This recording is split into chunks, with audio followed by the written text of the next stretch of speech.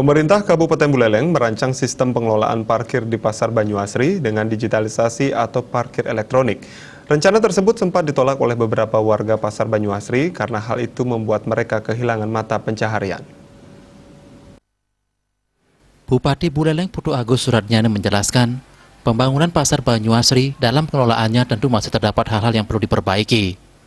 Seperti saat ini beberapa masyarakat Banyuasri ingin mengubah dari e-ticketing menjadi tiket parkir konvensional. Hal ini otomatis berbanding terbalik dengan temuan BPK setiap tahun. Pihaknya terus diminta untuk melakukan transparansi tentang pungutan parkir. Menurutnya dengan digitalisasi diharapkan potensinya naik karena ada transparansi. Ingin ada keinginan merubah dari e-ticketing menjadi parkir biasa lagi.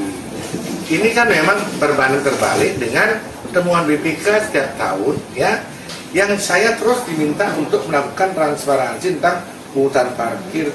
Potensi parkirnya masih ada. Nah ini ya, kan ini berbanding terbalik. Dengan digitalisasi diharapkan potensinya naik. Diharapkan.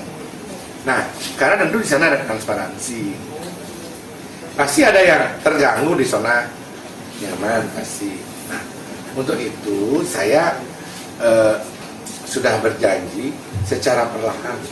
Sekarang anak-anak di Banyuwangi sudah 10 bisa dipekerjakan di pasar. Secara perlahan, seiring dengan perkembangan pasar itu. Bupati Agus Suratnyana juga menambahkan, tidak akan mengesampingkan warga di Kelurahan Banyuasri.